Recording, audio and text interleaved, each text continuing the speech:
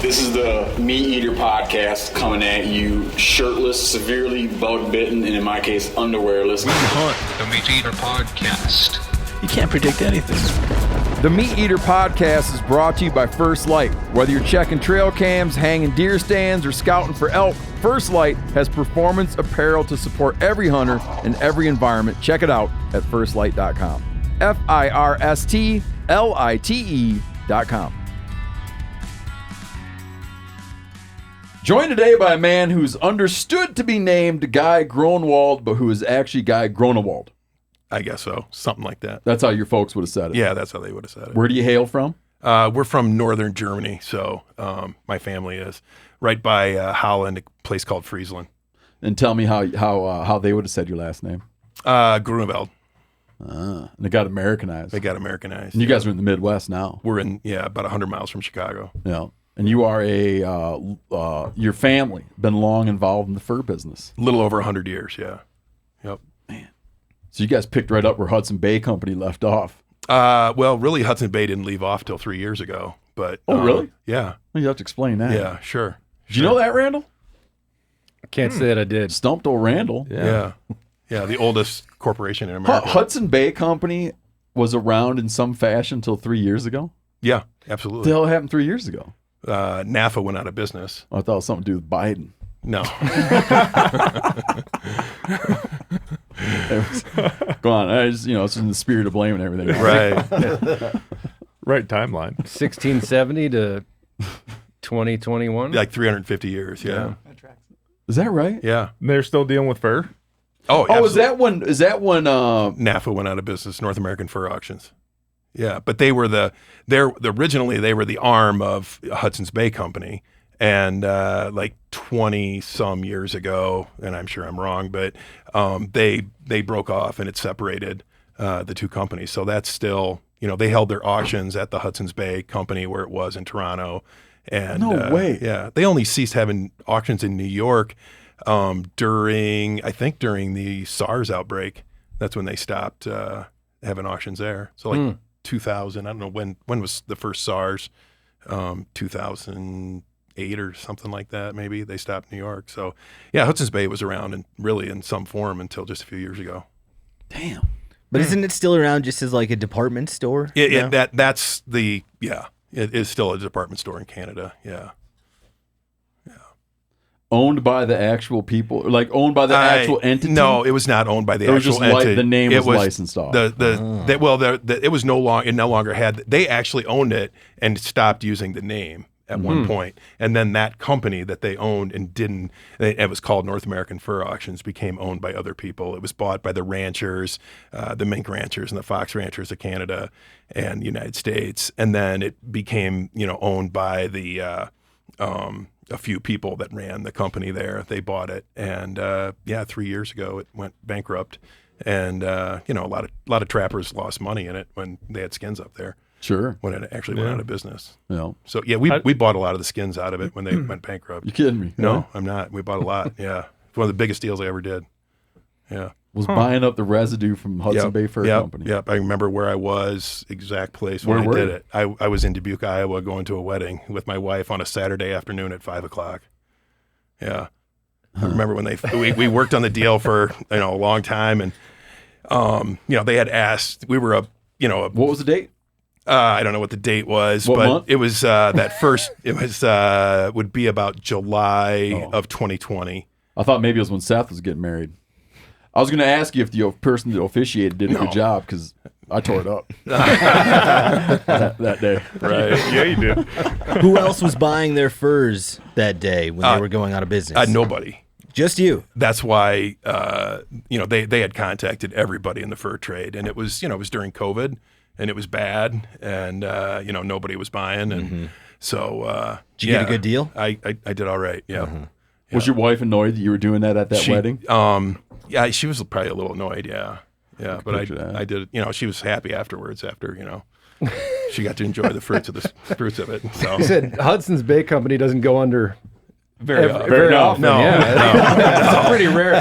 People have been waiting hundreds of years for this opportunity. Right. This is a once in a millennium opportunity, sweetheart. Let me know how the wedding goes.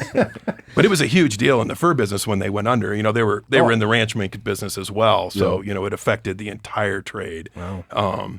And I was actually in China when I was with someone and that was financing them, and I overheard a conversation where they had lent some money privately to him, and I heard him say it, and he probably regretted it that he said it in English, you know, and. So I was very aware that they were having financial difficulties, and then it became apparent a couple months later to the trade. But I knew it. I knew it before anybody else. When we got to cover some stuff, and then when we come back, I had in my head where we were going to start our conversation, but now you got me thinking about we should start our conversation when we come back. Can you be prepared to talk about what happened with the COVID pandemic and ranch mink? Sure. I can tell that story. Sure. That'd be great. Okay. Seth's here. Howdy. How you liking that little scarf? It's warm. It's not as nice as my wife's new sea otter scarf. No, that thing's pretty sweet. But this thing's pretty sweet too. Dr. Randall's here. Corinne. And then Brent Reeves, all the way from Arkansas. Present. Yeah. And Spencer Newhart's here. We're going to be... Oh, so is MeatEater Radio live? Yes. Okay. Tune in for MeatEater Radio live on the MeatEater Podcast Network. It's out on YouTube. What's the MeatEater Crossword Puzzle? Oh, I know about that, but that's already out. That's out too. That's for Spencer later. Oh, both of these things have been out for a month now. By the time you hear this, I get a little confused in timeline. I've been working just so It's like a people bad know. science fiction book. If people have been noticing that there's a lot of weird stuff with release dates, I've been working on this new show thing, and it's got me gone all the damn time. So we've been having a hell of a time getting our shows recorded and put out on time. That's why they're all cattywampus. Like you'll hear a news item, they ain't a news item anymore. That's because of that reason. Did you But just you know say when that's not- cattywampus? Yeah, that means off kilter. You Oh, know I that. like that. Never heard that before. Oh, you never heard it? it? No. Gotta start using that. Yeah, cattywampus. we also got Corinne the other day with a joke. And, Oh said, my! Man, Corinne, it looks like it smells like Up Dog. And then she goes, "What's Up Dog?" she just walked right into it. It was very earnest. You're like, what's up, dog? Yeah. Yep. And then you respond and say, "Not much, dog. What's up with you?" Oh, that's good. And we I'm got telling my kids Corinne. that. There you go. Tell them you invented it. Yeah, it's pretty embarrassing. One of the things we're going to be doing on, maybe I'm the only one that knows this. One of the things we're going to be doing on MeatEater Radio Live is I want to do segments on tattoos you regret. So if you've got a hunting and fishing tattoo that you regret, now it's got to be a hunting and fishing tattoo. Like I wanted to get my wild turkey super slam on my arm. You won't regret that. It was a map of the continent with little turkey feet where I completed my super slam. Now, at some point, I would come on the show and talk about how I regret doing that once I get it. So if you've got like tattoos like that, Or like that. We need to hear from you. Mistakes. yeah, but I don't I want to just hear about look your all ex-wife bad. being tattooed on your arm. I don't care about No, that. but you're right. Like, I know that we've talked about Chester's tattoo. Oh, that we his saw. Chester's fly tattoo looks like Yeah. a screw. his Yeah. scrotum tattoo.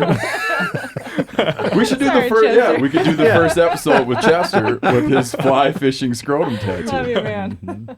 But maybe just like go into, for 20 seconds what it is. I know hopefully people have already been watching and listening by now. Yeah, but- MeatEater Radio Live is a live radio show that comes out on Thursdays on the internet. So it's not like the old kind of we're not on like blank megahertz. We're not broadcasting from 99.7 megahertz. We're broadcasting on the YouTube MeatEater. It's a classic podcast radio network. show. It's a classic morning radio show in the afternoons on Thursdays on the internet. 11 a.m. MST. Oh, classic morning radio show on the internet. Yeah, we got the prime window somehow. Yeah. It's not quite drive time. It's not lunchtime. It's kind of lunchtime. No, yeah, on the East it's not. Coast it's lunchtime. Oh, lunchtime Midwest in is New York. lunchtime. And it's a radio show. Live call-ins. We check in from people around the country. We got correspondence. It's a lot of fun. Anything can happen. And we're gonna do and we're gonna cover tattoos people regret. And Steve was complaining about how by the time some of these podcasts comes out, the news is out of fashion. That won't be the case with MeatEater Radio so Live. we can do real things when they're happening. Cutting edge. Like for instance, I'm gonna tell a story right now that isn't true. Because in my world, last night I went to yoga with my wife, which I do once a month. Is that a 12 compromise? No, what am I Once a saying? year? I do it once a year. Oh, a year. Okay. I go to yoga like about once a year. I went there last night, and she asked me if I liked it, and I'm like, I didn't like it because a guy set up right in front of me. Oh. And I was telling her, she thinks this is indefensible. I was like, when I see a guy come to yoga by himself, I view it like an adult when an adult comes to like a children's playground without a kid. Like, I'm at yoga because I'm with my wife. Why are you down here? Do you know what I mean? Like, I'm down here with my wife for restorative yoga. I'm here like, I don't want to be here. I'm here because my wife wanted to come. It was once a year negotiation. Yeah, and then like some guy comes in by himself. I'm like, what are you doing down here? Did you get a good stretch? If once a year was meeting in the middle, where did you start on that? I thought you were saying he was in front of you and you were like the second dog in the pack. No, I just like the whole time I had to look at this guy stretching out. I just like I couldn't stand it, man. It says a lot about my psychology. I don't blame you. Oh, very self-aware. And it was called restorative yoga, which means you don't do much. You don't do much.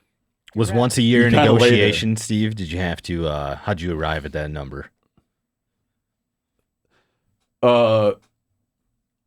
I'd gone the longest I'd ever gone without seeing my wife. Because I was gone for 2 weeks for work. Then I was with my kids for 2 weeks fishing. And so I hadn't seen my wife in a whole month. So we were just trying to capitalize on opportunities to hang out together. And so that involved me going to yoga.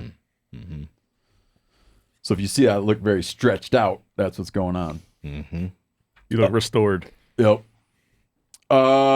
Here's some good news. So we reported during the Trump administration, we reported heavily on their efforts to increase recreational access on the refuge system. So a deal with the refuge systems is, how can I explain this? Help me explain this, Randall. National forest. Let's say you're doing something on national forest. On national forest lands, the fish and game laws of the state are going to apply on national forest lands, right? Yep. It's like the national the National Forest Service, which is an arm of the USDA. Like they don't make regulatory overlays on top of state regulations. Why you look like you well, don't like there's that? certain circumstances. It's sort of like open unless otherwise posted, right? I mean, like there's certain areas in national forests, like where there might be a recreational site or wherever, where there are boundaries where you can't hunt and fish. No, but they don't have regulatory overlays.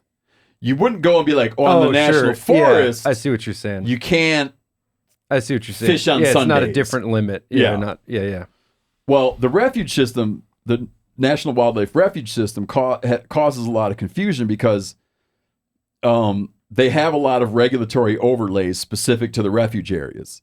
And so when you're going there, you can look at what's allowed in your state, and then you also got to go like, well, what about on the refuge? Because the refuge is going to have all kinds of extra things in place, right? Like extra regulations. And so it creates a lot of confusion.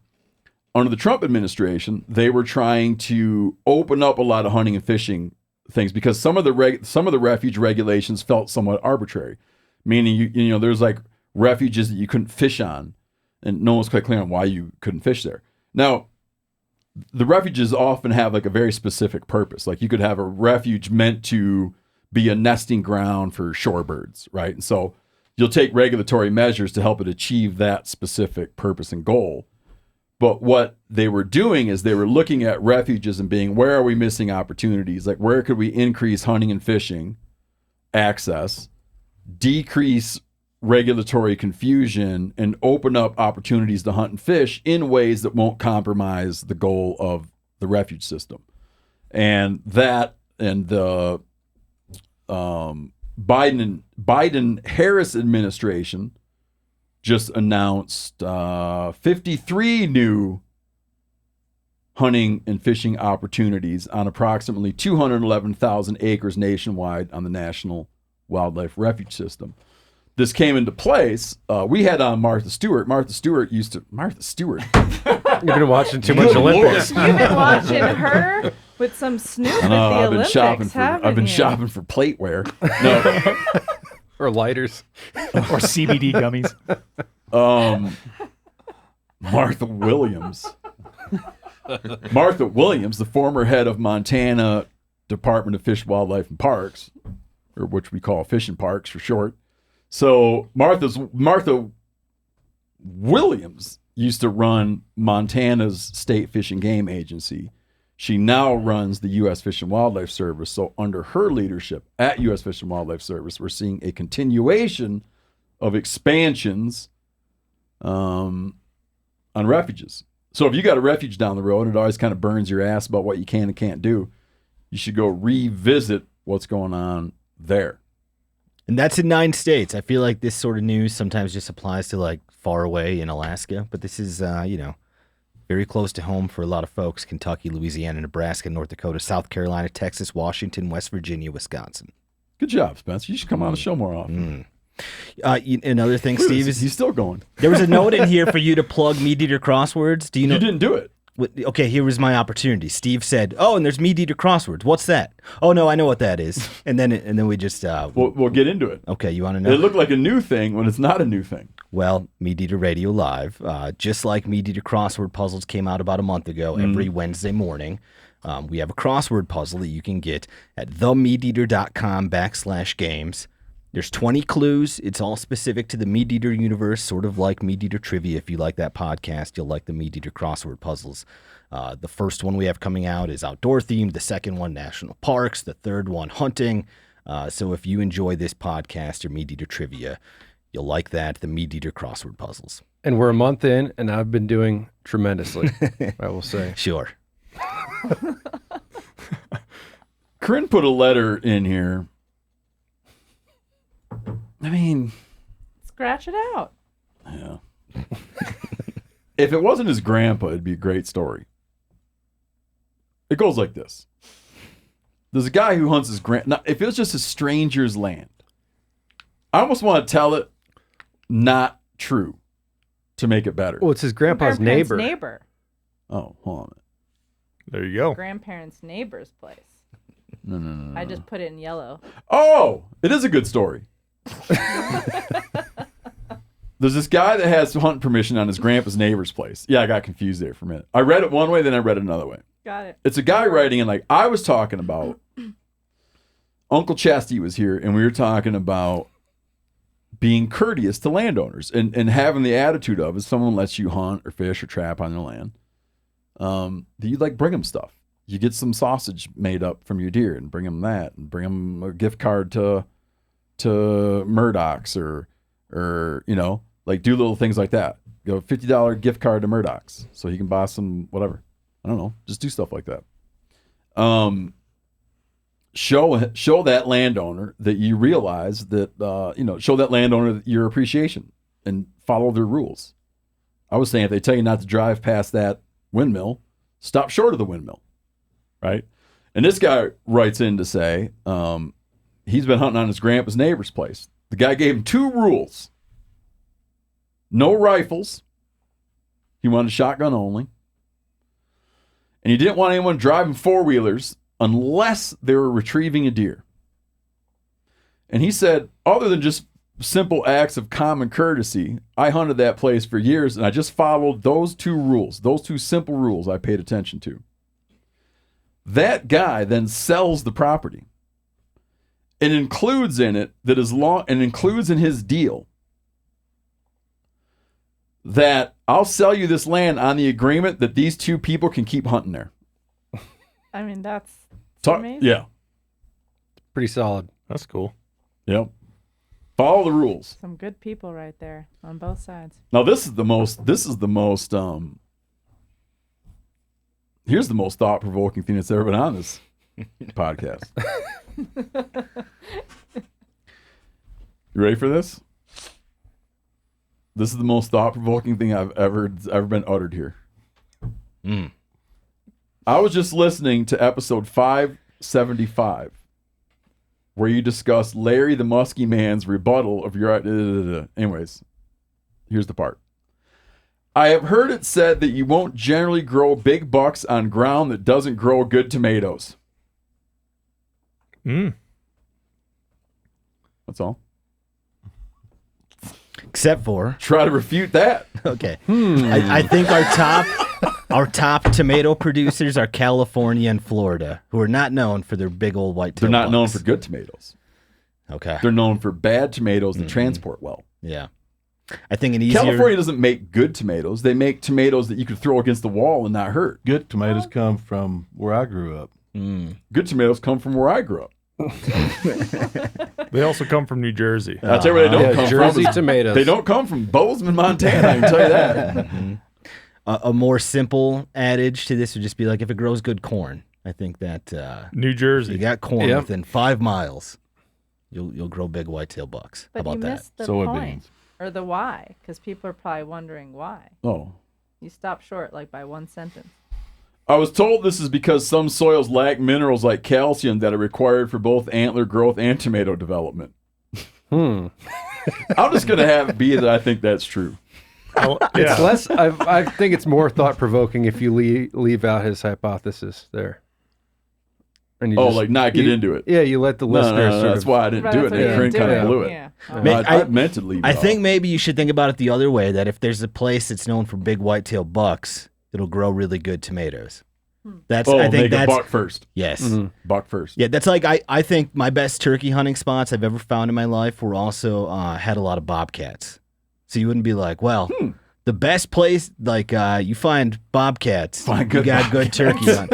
Yeah, yeah. When you're scouting for turkeys, you actually just go out and look for bobcat tracks. That's right. If you see some bobcat tracks at a crossing, sit there and call. Looking for good whitetail bucks, you go plant some tomatoes. See how they do. Yeah. So then you got to get permission and be like, hey, can I get permission to hunt this fall? And they're like, oh, yeah, sure. Like, well, listen, I'm going to be over in May. And you'll notice me out cultivating a little tomato patch. It's all part of the plan. It's all part of the plan. I'm not going to get into more stuff about Larry the Muskie Man struck a chord with people. Oh, he did. He absolutely did. A guy wrote in taking Heffelfinger to task for saying that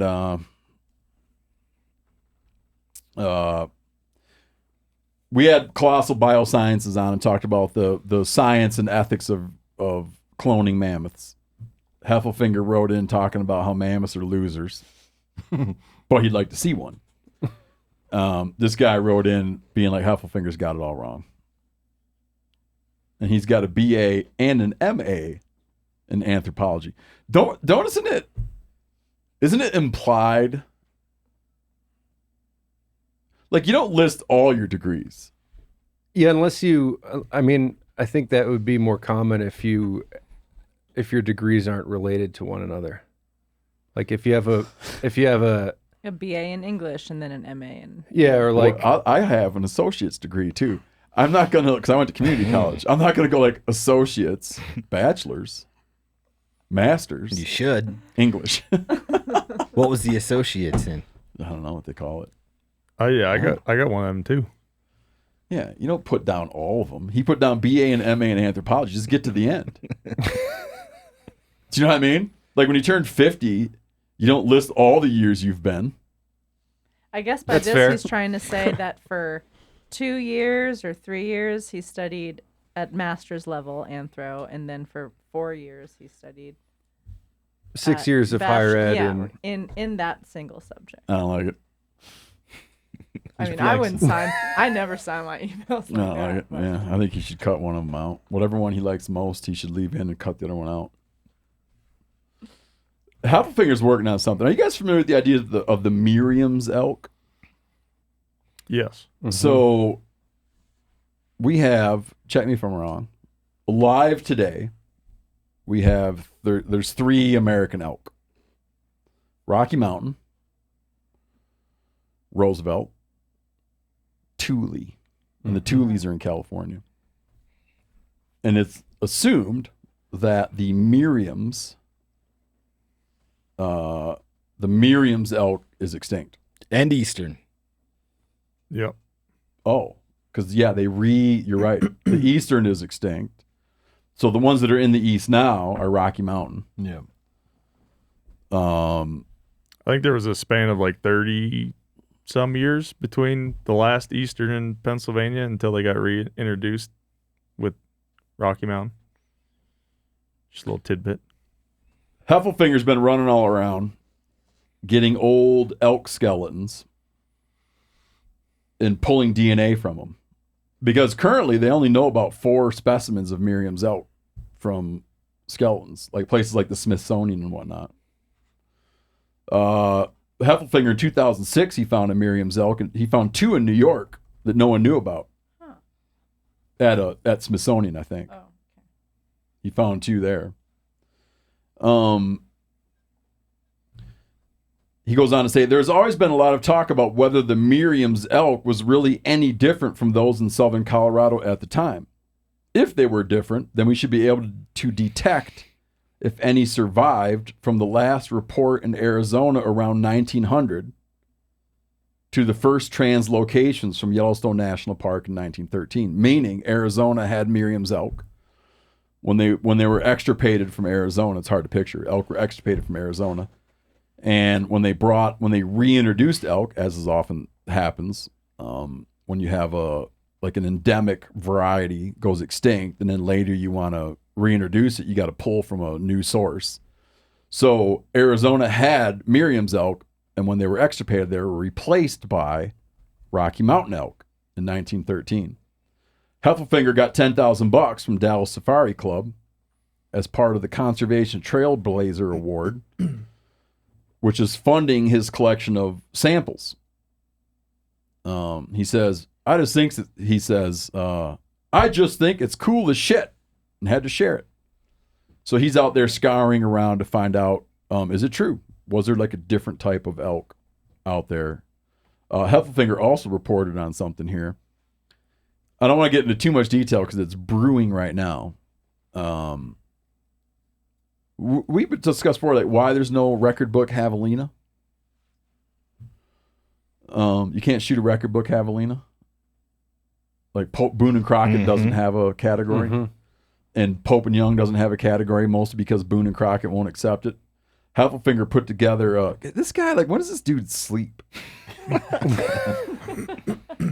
Heffelfinger puts together a big proposal, which he then takes to like the board or whatever at Boone and Crockett, laying out his case, like laying out a presentation about you should be able to shoot a Boone and Crockett peccary or collared peccary javelina, and steps are being taken. It's not done yet, but he is soliciting them to create a javelina category in the Boone and Crockett Record Club. I have one that I feel will be in there. Because who does have it? SCI? Probably them. I don't know. Yeah. Who? Yeah. Was there a reason why there hadn't been? They're just not regarded. They haven't traditionally been regarded as a big game animal.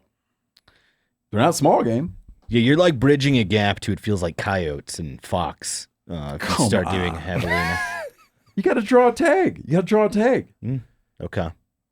Now you got to draw a tag for cranes in some places. There should be a Boone and Crockett crane. Oh, you talk me into it. What are you going to measure? Its beak? Wingspan. I suppose that'd be a natural one. No, because that doesn't last. It's got to be bone. Okay. I got a record book javelina. There's one more subspecies of elk that some people recognize, including like the Minnesota Department of Natural Resources. Tell me and I'll tell you if I agree. The Manitoban elk, which is like upper Great Plains and southern Canada, and they say that one is still around. I don't know if I disagree with that or not. Yeah, you could have dealer's choice on if you want to recognize that one or not. Do you got any tattoos you're going to submit to our Tattoos I Regret? I was thinking about, I think my only regrets are like maybe making some bigger. Like I got the dead man's hand here, and that was my second ever tattoo. I wish I'd have gone bigger. Yeah, because when you get old and wrinkly, that's going to become, you're not going to be able to tell what's going on. Yeah. So Gonna get lost. none that I regret yet. Here it In the is. form of regret you're Ready? talking about. Oh, Is that Batman? what is that? Like a heavy metal symbol? When I was tattoo? when I was hell yeah, working Brett. undercover, I got this. Oh, You that's got cool. that for working to make you look undercover? like a drug You dealer. see the Batman in the middle? That's what. Oh, that yeah. was for. Yeah. I used to work with a guy that liked Bacardi so much, he got the Bacardi bat tattooed on him. Yeah. I have It the was kind Hams of a- Bear tattooed on me. He once said to me, you know when you're drinking Bacardi so fast and you get the red splotches all over your neck? And did you say yes or no? I was like, why no? Tell me more.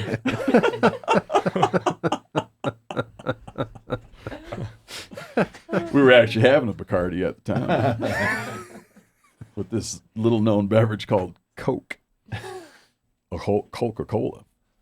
All right, Guy, you ready? You got any tattoos? I don't have any tattoos. No. Do you regret it? No, I don't regret it at all. It's kind of funny. I hang out in Madison, and it's just like the men there aren't tough enough to have tattoos. I don't know how that'll play here, but I got to Bozeman yesterday and I noticed that, all the men have, Heavily tattooed. are heavily tattooed, and, in Madison they're not. So Yeah, I'm really curious, like if in the future, if people will remember this as an era of tattoos.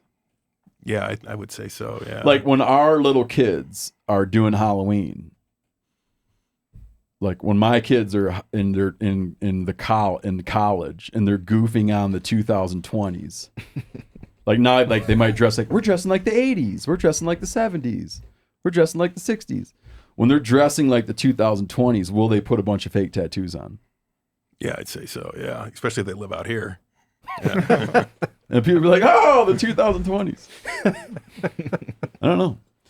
Okay, tell me what happened with tell how Mink made international news during the COVID pandemic. Okay, so in early 2020, during the pandemic, I remember it very specifically, and I actually had to go to a wool conference because I'm also in the wool business. I was in Scottsdale for the wool conference, and I had this great time. And I flew back into O'Hare on a Saturday night. I had a hotel room with my wife, and we were going to go to a play the next morning with some friends. But you had to interrupt the play to buy wool. And so she picked me up. We had this great dinner, and I communicate with my customers in China on WeChat. And typically, every day I get one or two messages when I wake up in the morning, almost never on a Sunday and, seldom on a Saturday. And so I woke up on Sunday morning, and I remember the Hampton Inn that I was in, downtown Chicago. And I woke up and I looked at my phone. And I had 13 messages from my customers in China. And it was pictures of them trying to get back into Beijing after the Chinese New Year or whatever it was. And, just miles of cars because they were checking everybody's temperature on the way back, and other customers calling me up saying, we are so screwed that we are, they are shutting this whole thing down. And at the very beginning of COVID, days after this happened, okay, not days after the outbreak, early January, but in early February, a professor in China came out and said that it's mink that's causing this. And so right away, even though the guy had no reason to say it, it was totally false. It was since proven false. But he meant causing the whole kit and caboodle. Yeah, the kit and caboodle. You ever heard that, Corinne? Yeah. Kit and caboodle? Yes. Yeah, she just heard it this morning. But anyway, it came out that, and they were like telling me, hey, they're blaming our industry, and immediately the Chinese government, said no raw skins in to the country. And we were shipping a lot of stuff at the time. What raw. makes a skin raw? If it's not tanned, Okay. if it's just dried where you Dried can is ship raw. it, where you can ship it, it's not going to putrefy, while it's being shipped because it's dried.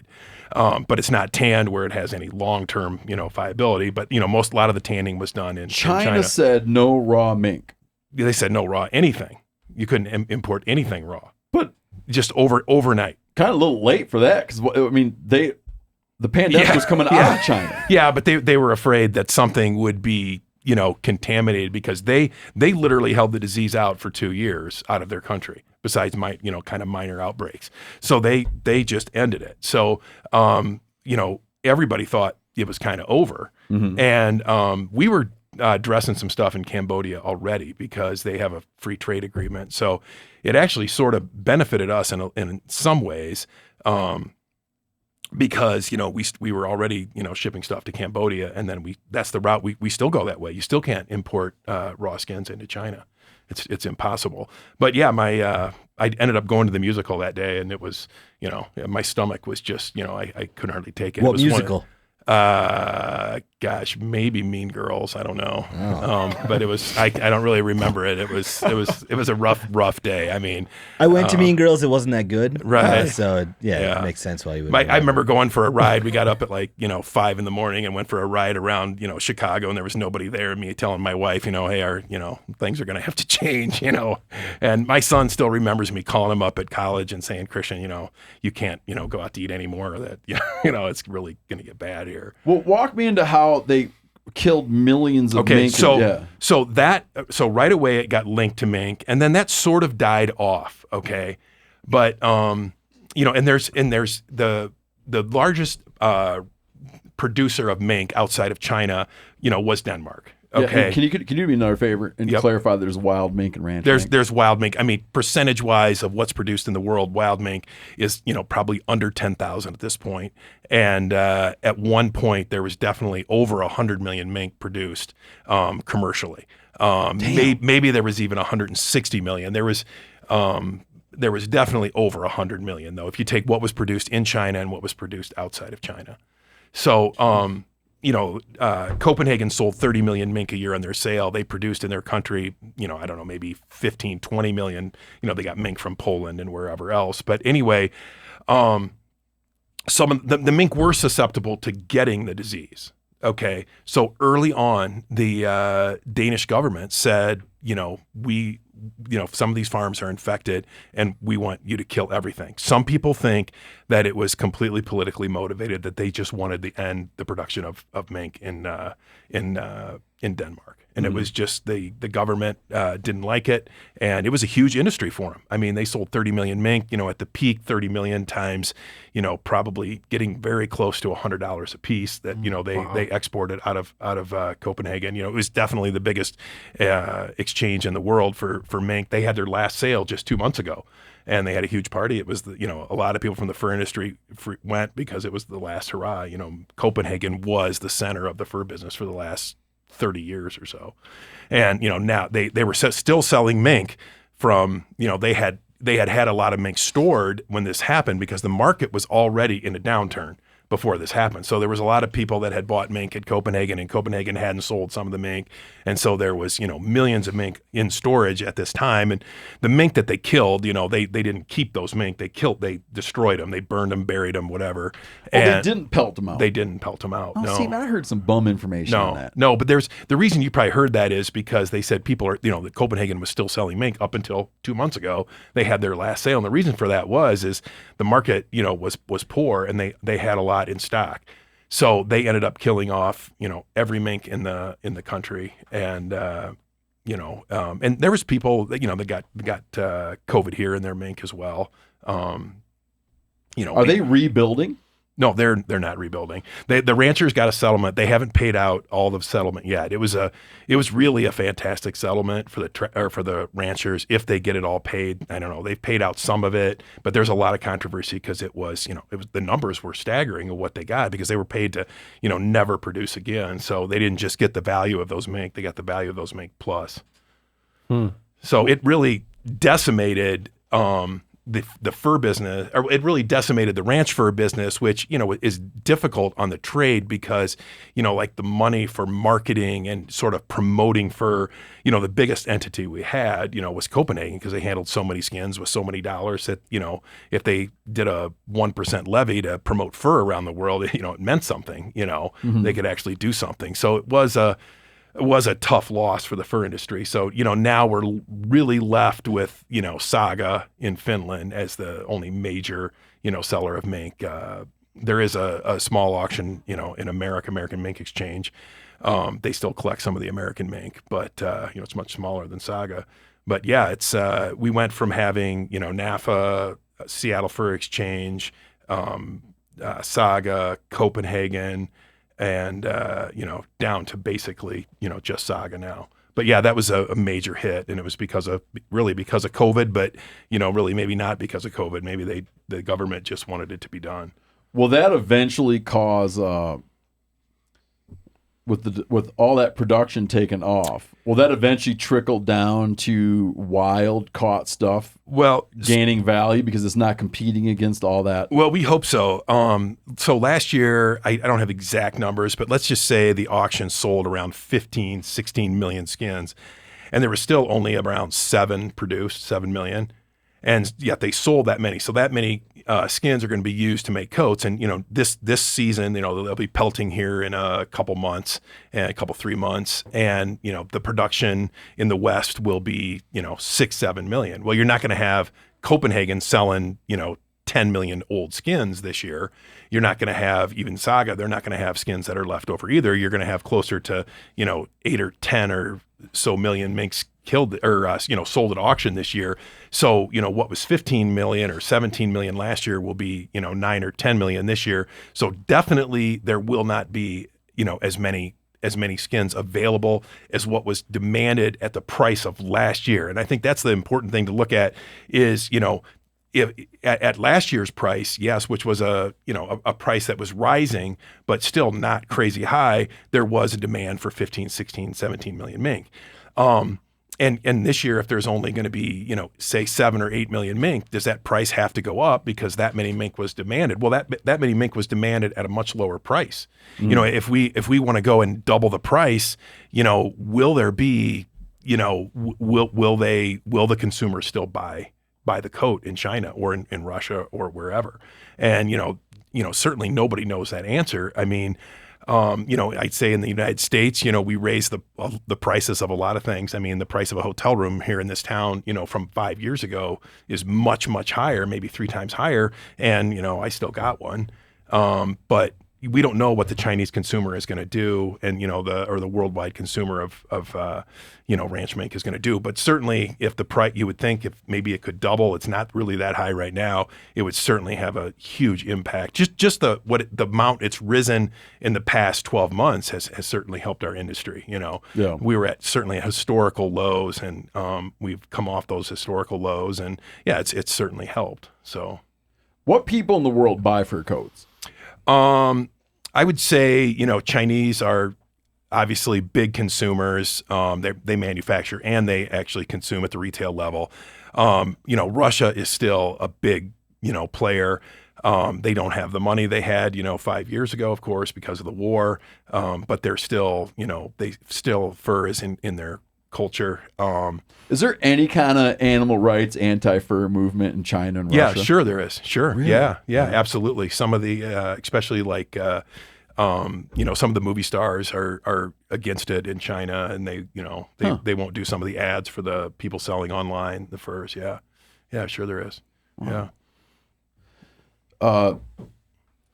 Can you tell the story of, we've talked about this a bunch of times, is the company Canada Goose was selling parkas with coyote trim, and they quit. Now they made it a big announcement. From now on, we're only using recycled fur. I took that to be that they were bowing to pressure from anti-fur people, or they were looking at how are we going to achieve growth while courting the controversy of fur, and decided that a good move into the future would be to eliminate that potential PR hazard of using fur. Like, there's a big hunting apparel company in this town, and they're like moving away from showing dead animals and firearms because they're like afraid about a future in which they're associated with those things. And I thought that that would be why they were doing that. Do you feel that that's true or not true? Okay, I certainly cannot speak for them. Okay, but I have my own ideas. But you can take a stab. I have my own ideas, and I see it in a little different light, and because I have seen this happen so many. Let me tell you, you're far more credentialed to have an opinion than I am. Well, I don't know about that, but trust me. And on this you are. And I'm sure that it entered into their mind. Supposedly, I don't know, there was some people, some animal rights people had bought shares. I've heard all those stories, of course. But what I see as a greater problem is... Can you touch on their... they went from being a specialty item, like cold weather stuff for out, sled doggers, whatever, to being New York subway wear. Right. They exploded. Right. And, I would like to think that, it was that the fur is what differentiated them. I think it made their garment look cool, And I think what, in my opinion, what I've seen in other areas where people have quit using fur is this. When they started using that trim, the Coyote was really out of favor. And the trim was very, very cheap. Maybe they could have put it on their coat for $10.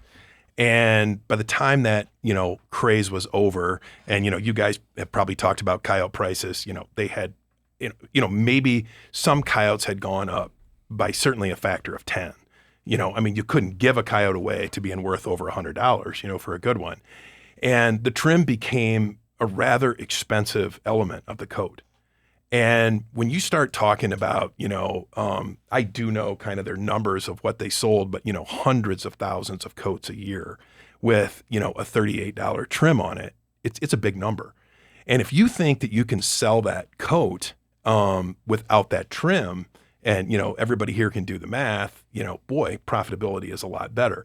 And, natural fibers that is the one limitation that they have. And that is that there is, a maximum number of something that can be produced, typically, and it always pushes the price. And I think it was, I think certainly cost savings had an effect on it. I see it in all natural fibers that people look to cost savings. They use a petroleum-based product. It's 25 cents a pound for petroleum, and that price really doesn't go up much, really doesn't go down much. And no matter how successful your garment is, it never is going to have effect on the price of the input of polyester. And I think that a lot of it was a cost saving thing. Maybe they made, I have no idea, but maybe they made a couple $100 a garment, especially if they sold it to a department store, they can't sell it to them for retail. And, if $35 of that was going to the trim, boy, the equation changes a lot for their profitability. And, I think you can see it with all natural fibers. Big companies don't like to use it if it's successful because it ends up pushing the price. They themselves, if they're a big enough company, and Canada Goose, they did. They ended up having the effect of literally, dominating the Coyote market and changing the price to a factor of 10. Can you imagine that? You start out at one price, and by the time you're done, 10 years later, it's a factor of 10 that you've affected the price. No matter how many coats they sell, they're never going to affect the price of polyester. So, is it? I was going to. That was. I don't speak for them. But I've seen it so many times that time and time again that it's difficult. You touched on this, and this is going to be my next question. Is I've heard just guys saying that that company actually drove the price of coyotes.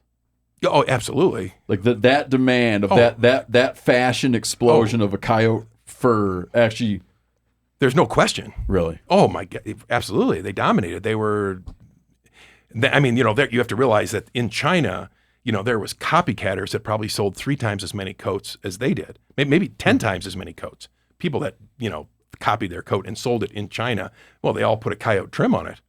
So Canada Goose or the people copying them just absolutely dominated the market. You could buy a fake in China that you couldn't tell the difference, and but they certainly they didn't fake the coyote trim. That was still on there. Yeah, Seth, can you hold out that fox for a minute? Can you show me? I heard a rumor once. This is not a rumor. That makes it sound saucy. Someone told me that when you rough a parka, okay, you could grab. Can people see that parka? When you rough a parka, someone told me that you're actually cutting a circle. Here, hold that up, Seth. And you're cutting it like this. Let me see that son of a bitch for a minute. Someone told me that you take the coyote and you're kind of like snipping here, and that's the rough. Okay. Is that true or not true? That's not that's sort of true. Okay, if you want to show me that, I'll show you. Okay, so typically on a coyote, which is a little bit similar to a fox, that's why it's really important to look at the neck, because you'd love to have the neck look a lot like the rump. Okay, and typically a coyote gets bad in the neck first, and it's really easy. I just reminded you to criticize that. Right. Yeah. So, I mean, the easy way to do this, because especially for this trim, is to go like this, okay? If you can. But if you you're going to burn a whole one up. You're going to bore. Yeah, you'll well, with a coyote, you maybe get 3, maybe 4, maybe even 5 trims. Yeah. I mean, these guys out of one, sure. Oh, these guys are professionals. You should grab one of them coyotes right there. So yeah, you could grab one of those coyotes. There you go. So when you put show us with the real thing. So these are actually pretty nice coyotes, and that shows the wow. Those are good. And you could go down this whole strip and make a nice coyote strip. Which the problem is, like if you have a bad neck, you'll cut it in half here, and then you'll make 2 strips, and the problem is you have to join them. With something that looks similar. Well, you have to join them, the 2 together. So then the problem that you have if you've got a bad neck, which happens on a lot of coyotes, this one's got a little bit of some problems right here, probably a little tick damage, and there would be a spot you'd have to correct there. But when you join them, you end up with a mohawk, or you end up with a valley, because it's right in the center of the trim. So that's a problem. There is actually even ways you can let this out or lengthen, make it wider and then lengthen it out. You can make some what they call drops in it, but it's not as simple to make a really nice strip of just going around it. I mean, you could go around it like this, and then you would also have that joining problem, because your joinery would be sort of towards the belly, because it's not long enough to go around. So what you'd have is this kind of, shorter, getting towards the belly, right here, and that would not look good. You wouldn't want that on your trim. People shouldn't be allowed to tell people stuff that's not correct. Like news? Guy, you had a note to me when we chatted on the phone about the price of coyotes about 20 or so years before Canada Goose got popular. I remember going to Hong Kong when the center of the fur business was in Hong Kong, in maybe late 90s maybe, and you could almost touch the whole business in China just by going around to places in Hong Kong, and I had a kind of a partner there, and we'd go from place to place, and we'd have our sample bag, and we were trying to get them interested in wild fur, because they were all using ranch fur at the time. The business in Hong Kong, it was centered there because during all the ships would stop there with sailors. They would have cheap fur coats made there, and they actually manufactured them in Hong Kong, and then they stayed there, and then as they started to become exporters, those people were still there, and they accessed the Chinese labor market, and that's why the center of it was there, and then it gradually moved all into China, and we moved into China. But we would bring coyotes along, even though we knew we would not sell them. And we would literally just beg people, to take it, try it, if you could, possibly use these in any way. And they just, like a raccoon, it wasn't the longest haired item, and it was cheap enough. They could use it, for an inner liner. They could use it for this. They just could figure out ways to use it. And it was just like the coyote. They just, it was just something they couldn't use. They couldn't figure out how to use it. And then, Canada. At that time, you said what? It was like 10 to 15? Yeah, $10 to $15 was, if you could sell it. You couldn't even get them to comprehend it even hardly. And then just in the early 2000s, it just kind of started. Canada Goose started. And it was amazing what they did for the business. Yeah. Okay, now what's wrong with that beaver? Well, this beaver that you have in the back of your chair, really most beaver are historically in the country have been used, to make felt. Yeah, that should have been used for that. That should have been used to do that. Because it's red? No, not necessarily. Well, that's one reason, but because they just use the underwool. And beavers, even though they last forever, they're a very strong animal. If you shear them, they don't stay clean. So in other words, if you get rid of this guard hair and you have a sheared beaver, they get dirty very quickly. And if you have a long-haired one, they get a bit disheveled like this one is. Their hair goes kind of every other way. They're a beaver.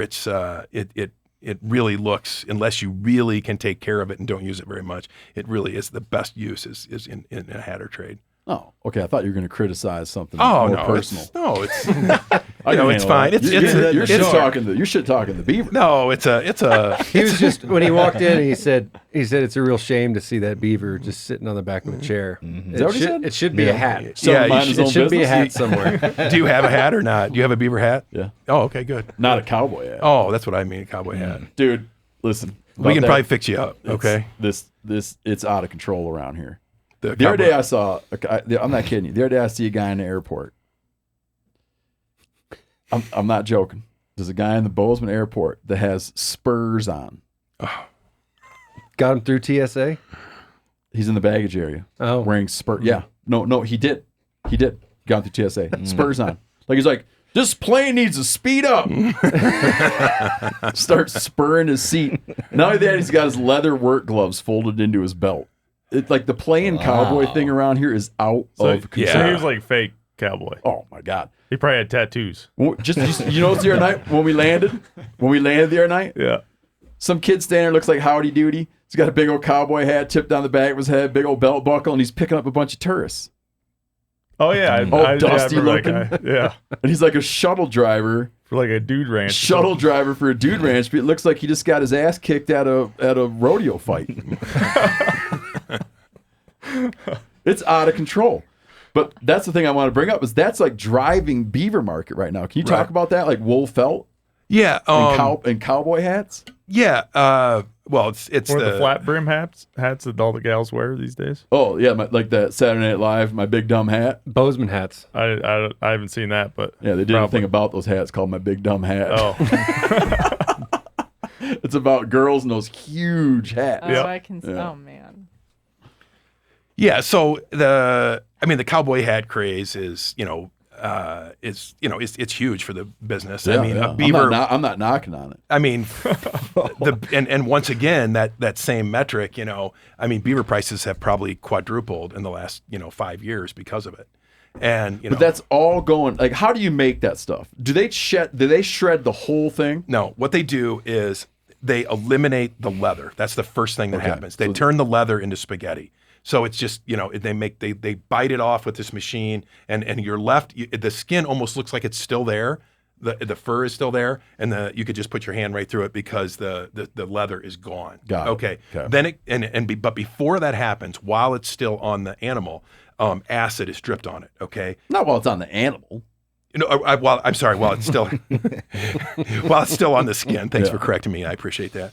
While it's still on the skin, acid is dripped on it. Used to be mercury, right? The Mad Hatter. It was? Yeah, that's why they called it. That's why the Mad Hatter's That's from? where the Mad Hatter is from. Wow. Yeah, they used to use mercury. Yeah. Carroting. Yeah, exactly. Yeah, this guy knows what he's talking about. Yeah, because it turns it orange a little bit, and it still turns it orange a little bit when you. Oh man, in the old days, like let's say the Mountain Man era. Yeah. They would take that beaver hide and put mercury on it? Yeah, but it wouldn't have been done out here. They took the beavers, to St. Louis or wherever, and they were shipped to Europe. Yep.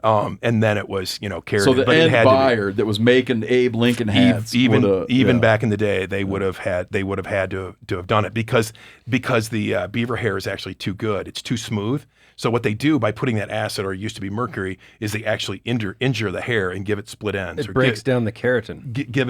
Gives it very good. Only reason he knows why am I on this show? These guys know more than I do. He knows this because me and him we work on this thing called MeatEater's American History, and the next volume is on the beaver trade. Oh, really? He doesn't We deserve did one to on the know deerskin trade. He just blew my cover. I was really impressing guy here. That's why he knows that. So like in the 1940s, they developed formulas for using acid, and then now they use acid. Then all of this hair goes through a big machine where it's blown. They call it blowing. Okay. And all the heavy stuff falls out, maybe little pieces of leather or the guard hair.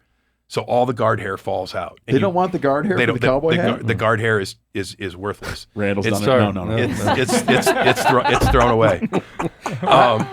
And then knee deep in this stuff. So wow. I'll be in a factory next month. You can come with me, okay? Oh, I'd love to do that. So then once it's blown, once you're reduced to just that underwool, it's super clean. It's free of grease, and you can take that material. Okay, and this is the most primitive form of material that there is. That was the very first material ever used. Okay, is people felting. They would Indians or whoever would just rub hair together until it felted. And when you take that stuff, it's so done so precisely that within literally seconds, if you take a chunk of it, you can make felt. It turns into a piece of felt. What's that kind of school that it's like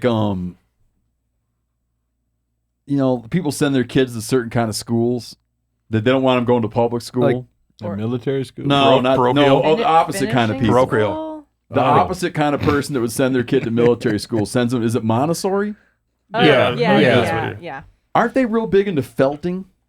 They give kids felting projects. I think that's like making thing like arts and crafts with colored like little felt. toys. That's what I'm talking about. That's all Yeah, but they're not like making felt. They're making things with felt. I think. Oh, I see. I haven't spent a lot of time. So then the hat is they take that all that fur, that's that cut fur, and they pour it over a conic form that's maybe 1.5 feet, 24 inches tall. Okay, literally just a big cone. Okay. It's just and the cone has a bunch of air holes in it so the air can suck out so that it goes uniformly all over this cone. Okay. Dry or wet? Fairly dry, and then a ton of water just goes over it and starts that felting process. And that fur comes out of that. It just comes out in this big cone. Okay. And that's the start of a cowboy hat. It's just it's just a massive cone. That's all it is. So they don't start by making a big sheet of felt? Absolutely not. It's in a cone form, and it's felt, and you can grab that, and then they put it on, and they start pressing it together and going like that, and they turn it so it doesn't get a fold that stays in it, because they want to keep turning it so that it just stays like that, and it just keeps getting more I don't know what the word would be, that it kind of locked together, and then they start, depending on the order that they have or whatever. They put it into a form, right? And sometimes they're called bodies once they're made into those cones, and sometimes they just sell the body. So there's three primary deals in the hat business. It's fur cutting, okay? So that would be a separate factory. You cut the fur, you carrot it, and you cut it, and you may sell that fur, or you may send it on to your own factory, which would be the body making. So then you make a body, just this cone, okay? And then that cone, you have to send that on to another factory, and that's called a finishing factory. And that's like, Stetson, Resistol, all the hat companies here in the States. They would buy a lot of times hat bodies, and then they have all these forms, for cowboy hats. It could be easily 100 years old that they use to form the finished hats out of. I don't want you to think I'm dense, but I just want to make sure I understand this correctly. Each cowboy hat, each Stetson hat is started out with handfuls of beaver fur. Handfuls of beaver fur. That will only ever belong to that hat. Which will only belong to that hat. Well, I mean, if it's a poorer quality one, it's mixed with more hair or rabbit. But if it's But I'm saying, when you take that fur, you're forming a hat. You're not forming a fabric. No, you're forming a fabric that's in a cone shape for that hat. It's not a flat fabric. No. Did you know that, Randall? I did. And before you get to the cone, you make bats, I believe. No, maybe no. This was so validating to me until just now. Yeah, no. It's usually the fur is sort of rained over this form that has air sucking, little tiny holes in it, and it's sucking all the time so that it gets covered just perfectly. Gotcha. I mean, it looks like snow. Like if they're using, bleach beaver, it looks like snow. We bleach beaver at our place for it. So if you see a bleach beaver hat, it's pretty well it's come from our place. Yeah. From now on, when I see a cowboy hat at the airport or whatever, I usually think to myself, are you sure? Are you 100% sure you're a cowboy? Yeah. Now, I'm going to start thinking that's a cool process to form that hat.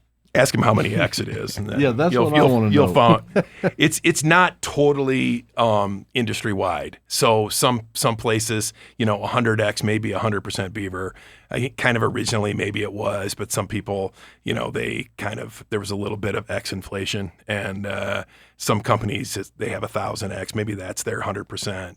It's just different companies use different standards, so you can't always be sure. But you can feel it. Can you walk through, like, we're idiots, what the X's mean? That's the X means. I'm sorry. It's what percentage your hat is beaver. So that's what that means. Yeah. So a poorer quality one would be maybe a 10X, and it would be mostly hair or mostly rabbit. No kid. Yeah. What's the most common other fur that's supplemented in there? I would say wool is the most common. And if you feel a wool hat, okay, they use like a lamb's wool, about maybe 16 to 17 micron that they use. And, you look at that hat and you're like, wow, that is the finest cowboy hat you've ever seen. And you take a beaver hat after that, it's you can't believe how much better it is. You think that wool hat is just unbelievable. What characteristic does it give? Well, it's just a better hand. We use the word hand in the wool business, but it's smoother. It's just how it feels. It just feels so incredible. The difference between some beaver is right around 12 microns, and the wool they're using is around 17. So it's only 5 microns difference. Maybe 6 microns difference, but it's just a 100% beaver hat. It's just an unbelievable, when you have one that's 100% beaver, 90% beaver, it's it. I mean, it's that's a 100X hat. Well, it's different companies use different. There's a little bit of inflation over the years with the X. Can you lay out the price difference? I mean, it's probably hard because brands, but yeah, to buy 100% beaver, you're looking at what sort of percent increase over a Joe Blow hat? I would say you could be at 10 times. You could be at $1,800 hat versus $180 for maybe a 10X, but I don't even know if you can really buy a 10X for $180. So maybe it's less difference, I think like a really good hat, is 15 to 2, but you could, you can spend more than that. So somewhere between 5 and 10 times, Mm-hmm. But then, then you have wool hats, then you have 100%, hair hats or rabbit hats.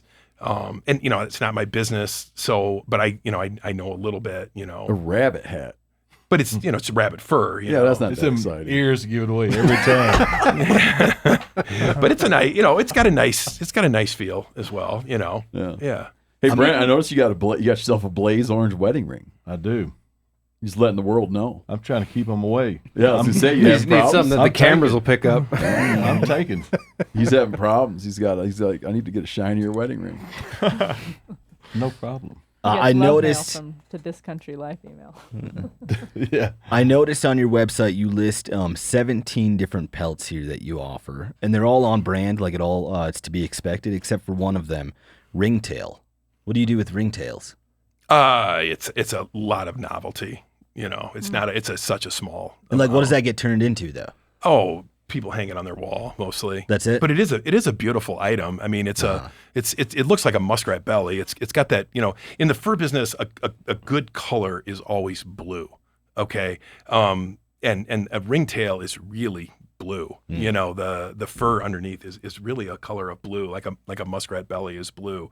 It's always like a raccoon. When it's a good color, it has sort of a shade of blue to a good fur buyer. Even a really good coyote, we see like kind of blue in that because it's got that clear look to it. But that ringtail does have a beautiful color. And do those come in from trappers or hunters, or who's bringing you a ringtail? Trappers. I mean, it's a small item in the Southwest. Uh-huh. Yeah.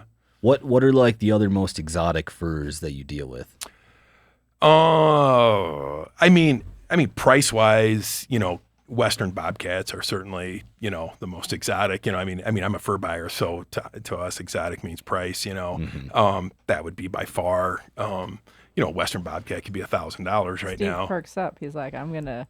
Yeah, I don't sell anything about it. I'm interested in that subject. Right. Yeah. What do possums go for? Possums. I mean, what are they used for? They make inner liners in China out of them. They make trims out of them. We dye them crazy colors. But when you have a mink that you can buy, a ranch mink for $25, it's tough to get $8 for a possum. And the problem there is we send it to Cambodia and spend couple bucks on shipping and, $3-4 on dressing, you can't, it's not a real viable, item. And the skunk trade is novelty. It is. The tails are used in, the Hasidics use them, some. And for what? For hats. The tails. Yeah. You should know that, Steve. Scroll down on your talking points document. I put a photo in there of a strimel. Is that right, guy? Yeah. Oh. Yeah. How do you throw a skunk into that? There's some magic to do with that. That's a real secretive trade. Oh, wow. Yeah. So a Hasidic Jew's hat might have skunk hide in it. It might, yeah. Surprised you didn't know that, Steve. They use a lot of tails, You sable tell me all tails. kinds of stuff I didn't know. Well, I mean, This but guy's you're great. a subject matter expert in multiple things going on there. What region of the country has the best coyotes? Like here is a great coyote. And the other thing is, like, as a fur buyer, we always look at quantity, so we put quantity and quality together. And the Dakotas, maybe have a few more trappers. That's and it's a really good coyote. But yeah, and then across the border into Canada is a fantastic coyote. Just the big circle, the Dakotas, Montana, Wyoming, Manitoba. That circle is by far the best. Now, if someone sells like a black coyote, is that worth anything to you? It's just novelty, which is not. We're not big novelty people. We're the fur trade, and we do sell some novelty stuff, but that's not really what we're doing. Gotcha. Why is a bobcat? Let's say I'm a guy in Texas, and you say bobcats are $1,000, and I'm down in Texas where it's bobcat season year round. There's no bag limit. And I go, and my ears perk up. And I'm in South Texas, and my ears perk up. And I'm like, holy cow, is it going to be a nice Christmas around my house? Why should I not get excited? Because it's almost to the point where it's not even the same animal as far as the fur trade goes. Okay. It's like a coyote from, it's like a coyote from Bozeman versus a coyote from, Georgia. But put it like explain it like we're idiots. Okay. They got spots. Yeah. First thing is, when I talk about blue type, I mean, a cat is an item that you really want. You want that white to be white. You want that black to be black, and you want some fur quality, which, we're far enough north here. We got some length of the fur. You get to Texas, and they are, a tenth of the length of fur, at least a fifth of the length of the fur. They're 20%, Got it. A cat from here is darn near as heavy as this coyote, and, the belly on a cat, is so important. The back is just sold off as scrap, What? And sure, it's not used in the garment. And so when you have I thought you were talking about coyote. Oh, bobcats. I'm Bobcat, sorry, I got lost. Yeah. So when you have a cat, which we don't have one here, it's so important, the width of the belly. And around here, the width of the belly is typically very big. A Texas belly could be 3 inches, I see. But in some of the areas in the high countries of Texas, though, they still get a pretty nice cat. So I would say in Texas, you could get the stuff over by Louisiana, could be worth, $30, and you could get something in the high country in the western part of Texas that could be worth $500. Okay. In the same state. Yeah. I mean, of course, Texas is a very big state. Montana would not be like that because it's a pretty homogeneous bobcat, this whole area. What's the current state of the whitetail deerskin trade? It's a little better than it was. I would say it's actually a little healthy. The tail business is very good, and the hide business, Tail business. Yeah, they use fly tying. Fly tying, and for Hasidic hats too. They use What? Yeah. Can I? I want to walk you back to a memory I have, and then maybe you can comment on that memory. I used to sell fur at the Ravenna Fur Auction in Michigan. Oh, really? Yeah. No kidding. Yeah. Yeah, I buy Michigan. I bought it for years. That's my area. That was our local. Yeah, sure. So Michigan Trappers Association would put on this fur auction at Ravenna, Yeah, sure. Michigan. And Sure. Every year we go down there and sell stuff. And they would, when you're doing it, just to give you, I'm going to tell you something you already know, but I was going to tell the listeners, like, let's say you have muskrats, okay? You're going to break your muskrats out into 4 or 5 categories. Okay. Kits, mediums, large, damages. So three. Okay, Yeah. damage. Okay, so 4 categories maybe. Yeah, Might be maybe. normal. Yeah, I mean, large, medium, kits and smalls. Maybe kit smalls damages. Sure. But either way, Yeah, when the buyer buys, the buyer is buying pretty specifically. Okay. When you do mink, you might have like you sell large males together, and then right, and there's a lot of specificity. So they're buying like things that are similar to each other every time it comes through. Deer hides would be that how they ran it in the 80s and early 90s. Deer hides would be the first deer hide that went on the table. They would bid on that whitetail deer skin. And that's what all of them would bring. And whatever that hide bought, they entered into a contract to buy all deer skins at that price. So they couldn't look at how full of holes it was, how big it was, whether the guy had taken care of it or not. Yeah. Guys would be out in the parking lot. I saw this with my own eyes. Guys would be out in the parking lot taking large deer skins, cutting them across the waist, rolling them up and selling them as 2. Because the guys weren't able to grade it. Yeah, that's not really the way it is. I mean, that's the way it was. Yeah, the guy What was. you trying to call me a liar? No, I'm just saying Right in my that. face? But I mean, that's the guy's getting hosed. Then Yeah, that's that's not what I really, always felt. I mean, I felt it was a disservice to whitetail deer skins. But a pretty much an adult deer. Okay, fine, you get the occasional buck that's much bigger, but adult deer don't have a lot of variation in size. As long as it's not a fawn, it's typically one price. Michigan happens to be probably the best deer hide in America. What? Yeah. Yeah, so Why? that's the best deer hides because they aren't affected by must not have much multiple rows there, and Are you kidding me? They don't have scratches, so it's a really. You're right. I didn't grow up around a lot of that. Yeah, It all lives at a place called Doug Duran's farm. Okay. So you're kind of a All you're kind of a modern day Nick Adams. Lives there. Yeah, we didn't have a lot of that growing up. Right. So they're deer hides. That degrades a deer skin. Yeah. Yeah, the scratches are the biggest thing on a What? deer.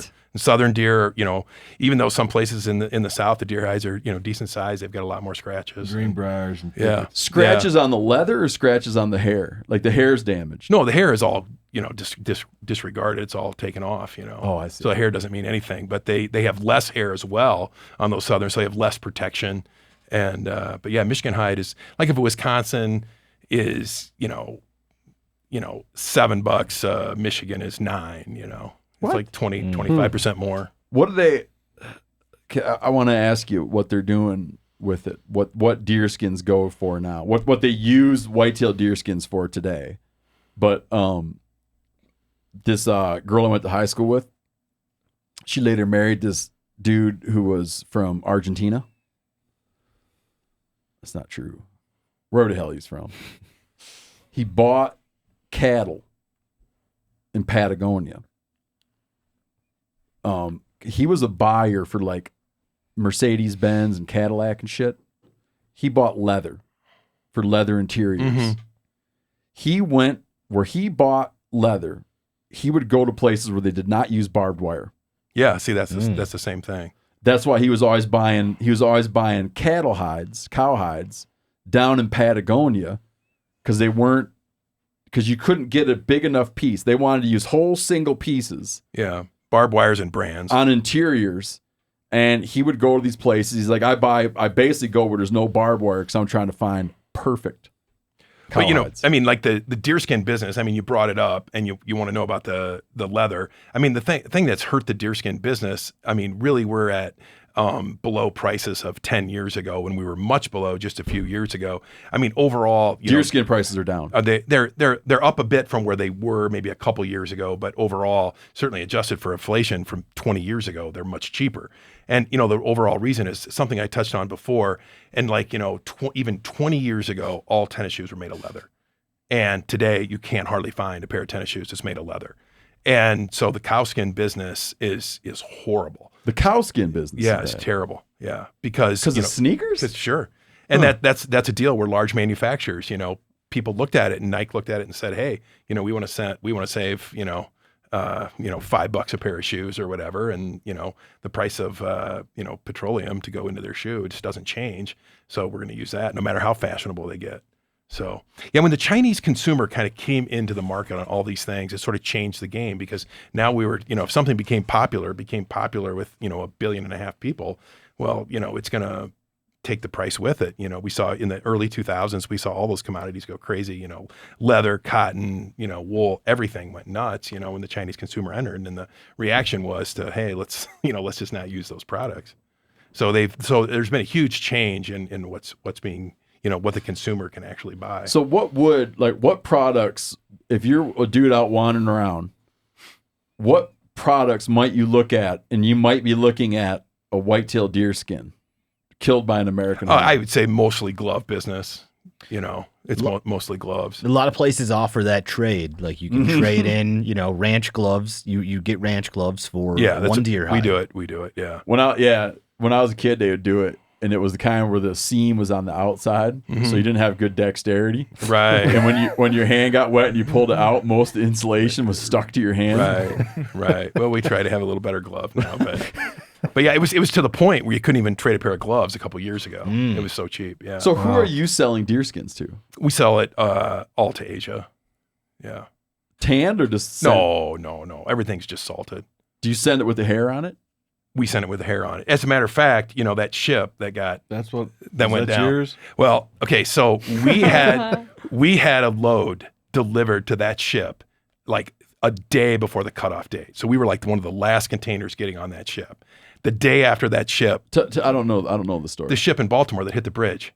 Oh, that ship. Yeah. It had deer hides on it? Yeah. Well, the next day, somebody sends me a picture of a TikTok with deer hides floating around the Baltimore Harbor. My brother lives in Baltimore, and he went down there, and and we were, and my brother's the one that got the deer hides booked on that load. We were sure that it was ours because we thought, hey, they only lost two containers. Actually fell off the boat and they lost the stuff, and we thought for sure it was ours. And we just found out like 3 weeks ago that it wasn't ours. So it was somebody else had deer hides that lost them on that ship. What? Yes. Is that ship American still sitting whitetail there? deer skins. They were Canadian, I think. Did your ship make it yet, or is it still sitting there? It got rerouted and it's going right now. Okay. So yeah. Good luck. Yeah. Hopefully they're still fresh enough. Yeah. You know what I highly recommend to you? What do you highly recommend? There's a thing called MeatEater's American History, The Long Hunters. Okay. Hear me out. Okay. The Long Hunters. It covers colonial America from 1763 to 1775. And it's the story of the whitetail deerskin trade. Okay. At a point in that audio original, which features the impeccable research of Dr. Randall. I'm impressed. I'll say that. I'm serious. We have turned up an error today on the bats thing. So we get into not just deerskins being sold, American deerskins being sold in England. We cover just the ones that were seized by pirates or privateers and sold as bounty, as loot. And we have a shipwreck. Wow. And those deerskins were recovered 3 years later. Yeah, there's in the barrel. There's reporting in the 1700s. There's reporting of a shipwreck. Tell the story, Randall. It was a ship going to Liverpool that had stopped in Ireland and then wrecked in the mouth of a river. And there's newspaper articles describing the cargo that was lost. And then 3 years later, if you're reading these auction announcements for cargoes come over, there's one that says, there's 2,200 or so badly damaged deerskins recovered from the container ship XYZ that had sunk in the mouth of the whatever river 3 years prior. So, I mean, just almost straight out of the headlines. That's crazy. 250 years later. Wow. You ever heard of what a privateer is? No. It's a state-sanctioned pirate. Okay. So picture, like, let's say we hate, who do we hate the most? Iran. Okay. Iran. North Dakota. Just saying right now. I mean, I'm not like, this isn't like earthbreaking. This isn't like news show material, but we're a little, things are a little hot right now between us and Iran. Let's say our government said to a pirate type person, we're like, hey, you can be a pirate basically under license from us. Well, the Houthis. State sanctioned. They're like state sanctioned pirates. They're state sanctioned. They sort of operate as a criminal enterprise under the flag of Iran, under the support and banner of Iran, armed by Iran. So these privateers, England would send out these pirates to seize whitetail deerskins, leaving where? South Carolina? The English would be seizing skins coming typically out of New Orleans. Oh yeah, they wouldn't want to seize their own, would they? Yeah, like French and Spanish ships sort of coming out of New Orleans, and then there are also some Spanish ships coming out of Florida. Yeah, but yeah, vice versa. And then you'd read that an English privateer had seized several thousand deerskins from a French privateer that had previously seized them from an English merchant vessel. And so there's this back and forth, and then it's like you can view these goods next Sunday down at the docks. I'm gonna tell you one last thing about this thing you ought to listen to. You've attended many fur auctions. Yeah, I have. Yeah, they had this habit of not a habit. They had a thing like you'd light a candle at a fur auction. Okay, you'd light a candle, and bidding ended when the candle went out, which leaves a certain level of uncertainty. Right. So if you're thinking like you're sitting on a good bid in your pocket, right, and you're like, well, I'm going to wait for the last second, there's like an uncertainty about when that candle will flicker out, and it makes you get to the point. Right. You've seen this done? No. It's in MeatEater's American History of the Long Hunters. Right. We should light one of them in here. Yes, please. How easily can you tell the difference between a wild mink and a ranch mink? I mean, great question. It's not even. It happened. It's just natural. I mean, you could see in a second. If I was holding it right here, could you tell the difference between? Absolutely. Yeah. And then would it be something that we could easily tell? Is it just that I could you're trained within up? 10 minutes. I could show you the difference. First thing is the wild mink is going to be get on that mic, guy. Oh, it's going to be half as big. So that's one thing that's going to tell you, and the fur is going to be twice as long on a wild mink. Okay, ranch mink have been bred over the years to get shorter and shorter to look real velvety. They don't like, for instance, this beaver. A lot of the reason why it looks kind of disheveled is because its hair is 2 inches long. But if you have a mink that is really short, like a crew cut on a guy, I mean, it's going to stick up all the time, so it looks really uniform, and the whole animal looks really uniform. Even the belly looks almost identical to the back, whereas a wild mink, it gets a little shorter on the belly, it gets noticeably shorter, and and of course colors. Ranch mink are probably 30 colors. You can have purples. What? Really? Sure. Blue. You see that turkey decoy off your left shoulder? I see it. Yeah. That was made by a guy named Dave Smith. Mm-hmm. Dave Smith was showing me pictures of these mink he was catching in Oregon. I mean, they look like small otters. Right. Yeah. And he feels that he was catching escapees. Yeah, if there was a ranch around there, we buy a lot of them on the trucks that have been escapees because Wisconsin was. And you know that when you're looking at it. Oh yeah, immediately you can tell. Yeah, but it's big. Yeah, yeah, you'd be able to tell. I mean, every once in a while you have a ranch mink, and you handle thousands and thousands, and you're like, is this a wild mink or is this a ranch mink? But basically, it's just very easy to tell the difference. So I mean, like a ranch fox, the difference. You guys have that fox here. A ranch fox is 3 times the size of this. It is? Oh yeah, it's bigger than a coyote. What? Wow. Oh yeah, bigger than Why? a coyote. Yeah. What's that? Why? Like, why do they want them that big? Just because it's easier to work with. They're making trims out of most of the foxes, and it's if you're gonna skin an animal, if you're gonna scrape it, you're gonna dry it, you're gonna tan it. You'd much rather do 1 instead of 2. It's much cheaper. So fox and mink. What else do you buy that comes from a ranch or is domesticated? There's Chinese or Finn raccoon. But what? It's really? Yeah, sure. Yeah, it looks like it's a little bit like it's really got the fur of a coyote, kind of a little darker. They're raising raccoons. Yeah, sure. Brent's shaking his head. What is going on? There's no ranch coyotes. No. That'd be a tough ranch, man. That would be a tough ranch. This is a huge. Be like ranchers. Be like, you're ranching what? It's a big change in direction here, but so this is a family business. Yes. When you were growing up, I mean, were you trapping things? I mean, I'm sort of wondering, like, what parts of the process you've had your hands in. Did you ever just learn to trap so that you knew that part of the business? I trapped as a kid because muskrats were worth a lot of money. Yeah. I mean, my dad couldn't help me because, it was in the middle of first season and, it was craziness. Sure. And, but I bought fur. I think I went on a truck. I had to have a driver. I think I was either 14 or 15 when I first went on a truck out buying. Buy fur at 14? Yeah. Yeah, I had my own route. I had a driver, and we go around to the trappers and buy fur. And then I bought fur until my first couple years of college, and then it was kind of 87 and the kind of big crash then, kind of the European crash. And then I finished my degree and came back in like 91. What all degrees did you get? I don't want to say because we were knocking the degree thing, but Yeah, I have a degree in economics. Oh. Yeah, Randall's got a PhD. Oh yeah, They can tell. I don't need one. No one really does.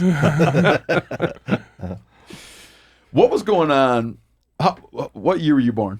I was born in '66.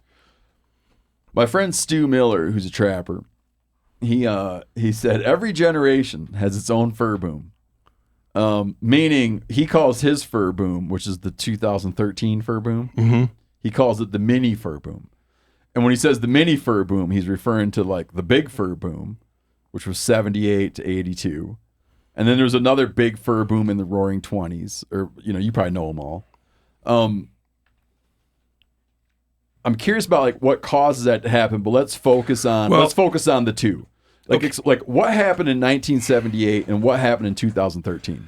Well, I guess in '78, it was kind of the European fur boom, and the Europeans, it was very fashionable to wear wild fur, and it was even unbelievable just to be in the business. I mean, our factory went from just a few workers to 70 overnight. It was just unbelievable. Raccoon prices went from a few bucks to $30 overnight, and everybody was a trapper, and it was very fashionable. And fur and then that kind of boom kind of lasted a while because it kind of moved around. It went from started in Germany, went to Italy, Spain, and even ended up in America. We were wearing beaver coats in the 80s and raccoon coats, and it was a great thing for that generation because my parents' generation was raised in the Depression, and the retailers their first thing to sell a coat was, hey, this won't last for 2 seasons, this will last for 2 generations. Yep.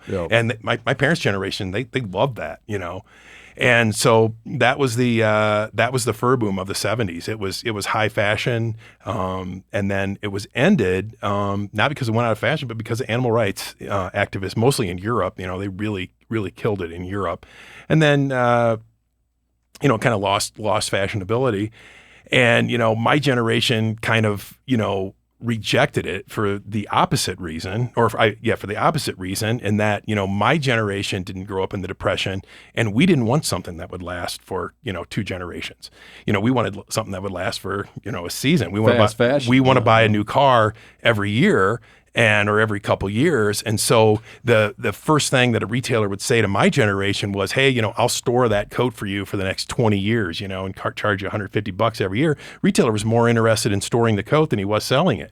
And so the retailer in the fur business all over the Western world did the exact opposite of what they should have done to sell, fur to my generation. That I think that has a lot to do, what ended it. They didn't keep it going because my generation wants to buy it at IKEA. We don't want to buy, stuff that we have to, have around for a while. So, and it's a perfect thing to throw away. It goes in a landfill and it'll disappear, but that's not the way my generation looked at it. We looked at it as something we had to keep like grandma did, forever, and then give it to her granddaughter. But it was an amazing times. And, for the next, 15 years or whatever, when you bought fur, you listened to that. Let me tell you, I mean, every trapper, would come to the truck and say, you remember when, Red Fox were $90 and, do you ever think it's going to be like that again? And, I wouldn't say that the next boom, in 13 or 12, 10, 11, was, a mini fur boom. I mean, it was a massive fur boom, and it consumed a lot more mink. Mink production, I think, peaked in 87. maybe 30 million mink or something like that, and the second peak, the ranch mink peaked at, maybe 130 million. Who was buying it then? Who was wearing it? In the first boom or the second boom? Second boom. In the second boom, it was a lot of Chinese and Russia, Ukraine, but yeah, a lot of Chinese and a lot of Russians. Russia was, huge in that boom. So all these tariffs and stuff that we got, all this punitive stuff we have against Russia right now has got to be hurting that whole business. Huh? It certainly hurt. I mean, just the fact that, they can go through China to buy stuff, it's not that big a deal, but they just don't have any money. The rank and file people in, the currency, when we started really selling to the Russians, I think we were right at about 8 or 9 to 1 to the ruble. And, I think right now we're right at 100. So it makes it really difficult. It's almost 10 times the price because their currency is worth so much less, even if we had never changed the price of the fur. So it would cost them 10 times as much just because their currency has dropped that much. So, when they invaded, I think I had a customer that had some money in Russia, some dollars. I think at one point he on the black market, he traded them at like 160 or 170. It's just worthless, So, but it's kind of settled out at around 100 or so. Does your family still go out as Groenewald fur and buy fur from people in parking lots and stuff? Absolutely. I still do it myself. I do mostly Wisconsin. I've done Michigan most of my life. I did it this year. UP. I do Illinois.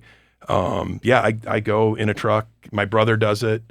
Bryce, the guy that I work with, does it. Terry does it. We have my brother goes. He lives in Baltimore. He does the whole East Coast, New York State. He used to live in Berlin. Used to sell a lot to Russia for us. But Gary buys all of the Southeast and Northeast, and we go through Missouri, and then we have an office in Winnipeg too. And Bryce, guy that I work with, he runs that office and he buys all through Canada. How has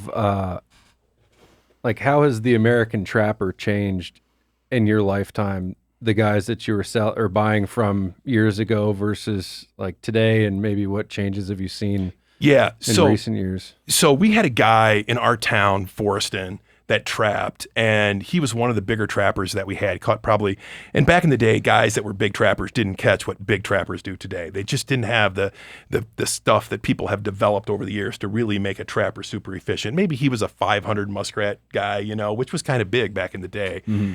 And my dad told me that there was nobody in town besides my dad that knew that he even caught him. He even hit his car, when he would go to the creeks and trap the muskrats. Because of competition. He didn't want anybody to know. Yeah. And they were very secret. Because it was big money. It was big money. And, they could make, in the 40s, I don't know exactly all the ratios and everything, but, trapping in a day, they could make a month's wages.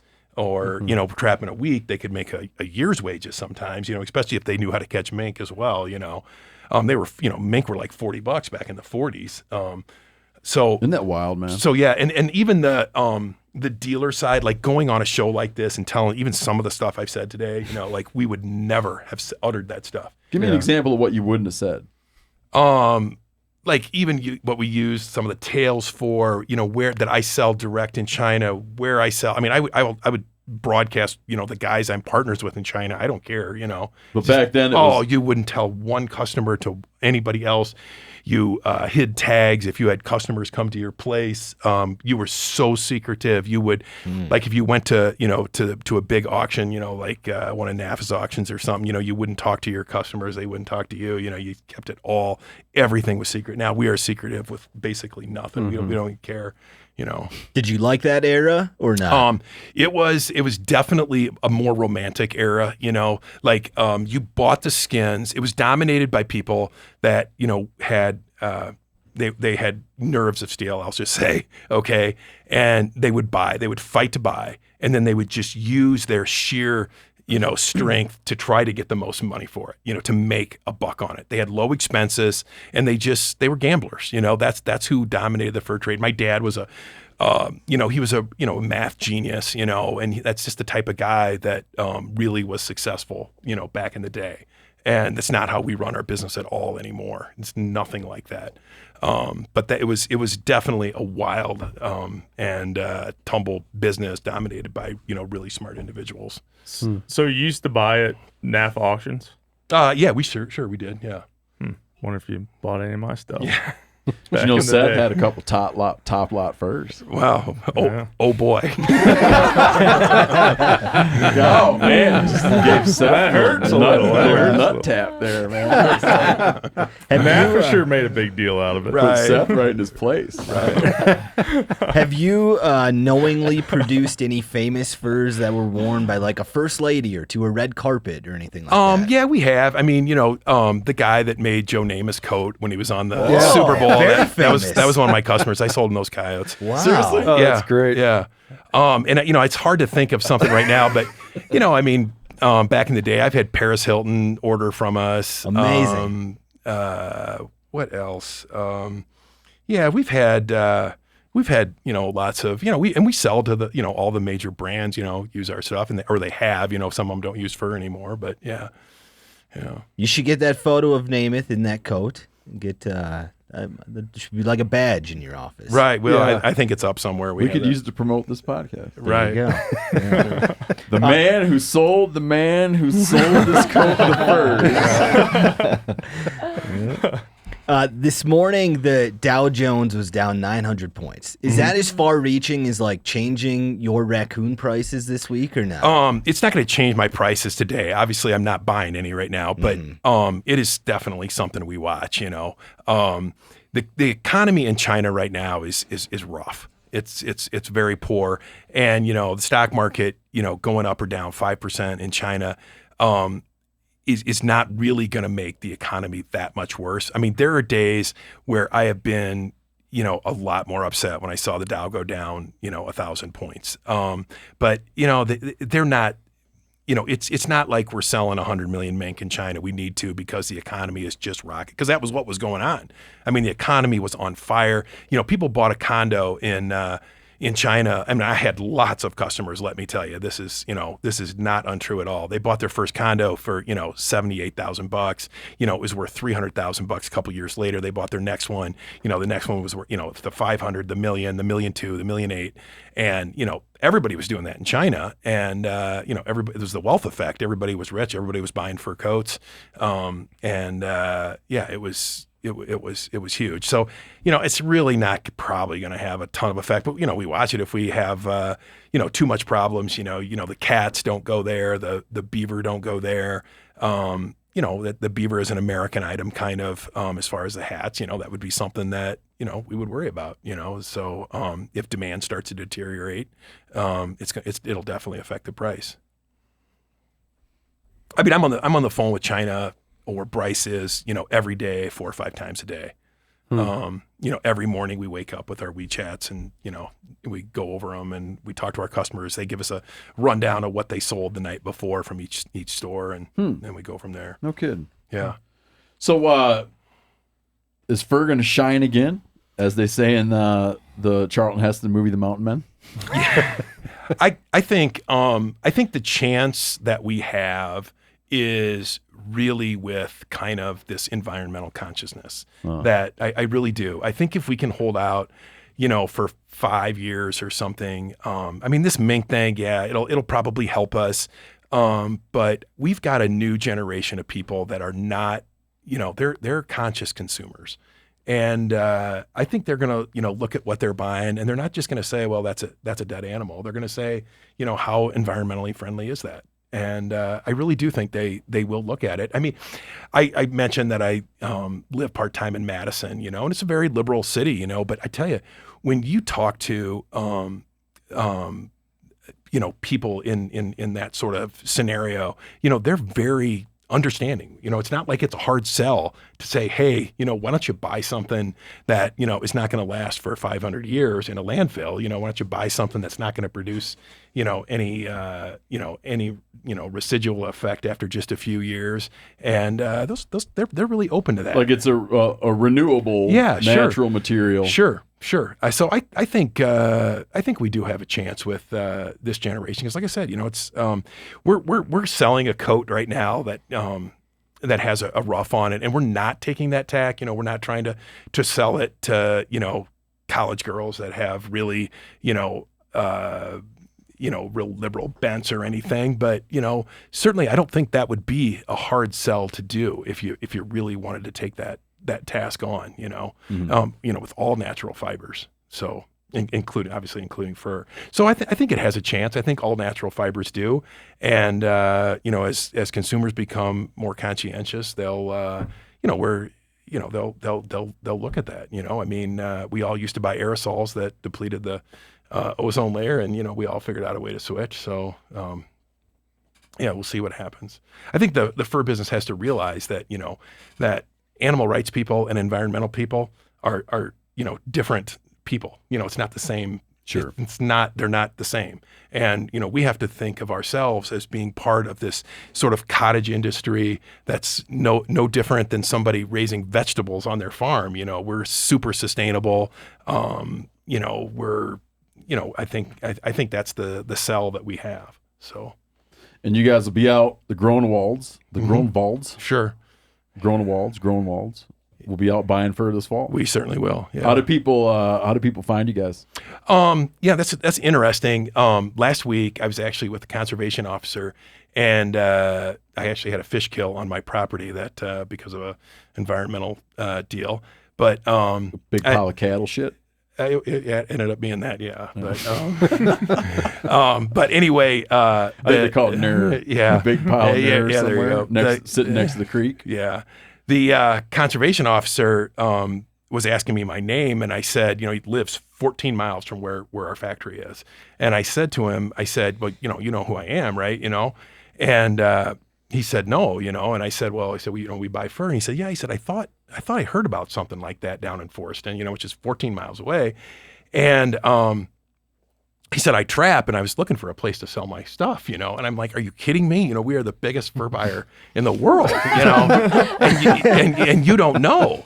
But that is a little bit of a problem. Obviously we have a website, we have, social media, and we are really big on social media, but you have trappers. And it is not just the odd guy. You have guys that come to the truck and they're just like, wow, I can't believe you guys exist. I started trapping during COVID, wanted something to do. And, I just haven't had any place to sell my stuff for the past 3 years.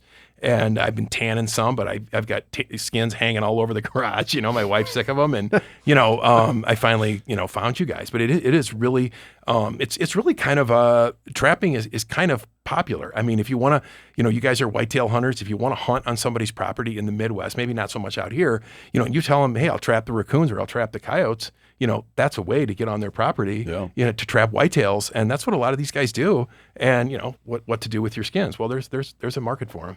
Yeah. Get them sold, man. Yeah. His website has the routes listed. I'm going to find you this fall and trade a deer hide for some gloves. All right. Sounds good. Thanks for coming on the show, man. All right. Thank you very much. Tell people your website. GFWCO.com. Do it real slow. GFWCO.com. And people can go there to find your routes. Yeah, they'll be posted sometime beginning of October or so. We'll post them. We don't really buy routes in the West. There's not enough people to run routes out here. But all of Wisconsin, Illinois, Indiana, New York, Nebraska, Missouri, the whole South, all the states in the Southeast, North Carolina, South Carolina, we cover the whole Midwest and the East Coast. So all you guys doing raccoon control on your place because you're trying to help turkey numbers or wood duck numbers? Yeah. Do it in the winter. Right. Do it in the winter and call up the Grunewald family and get on the route. You're going to get bombarded now. Right. I hope so. Thanks for having me on the show, too, man. I appreciate it. This has been great. Very man. Educational. Thanks, man. Appreciate it.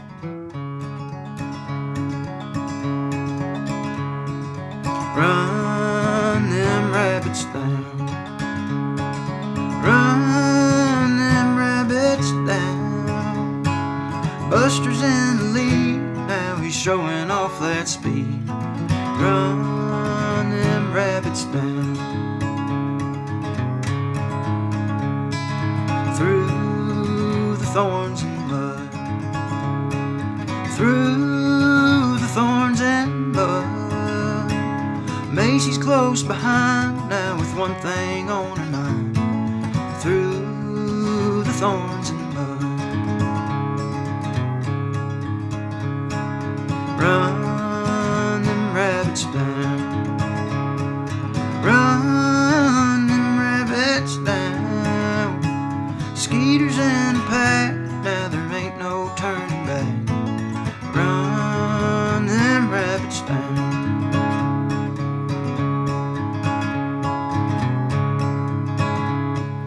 Across the Chili Creek, across the Chili Creek, Spanky's in the rear, that old rabbit's drawing near.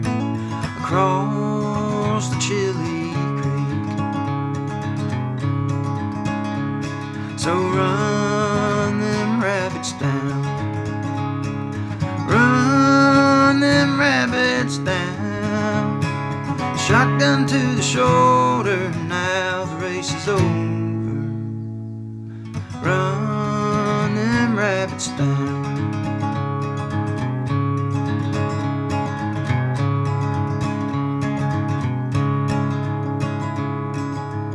Charlie's looking home. Charlie's looking home. He ran his last race on to a better. better place. And he says, run.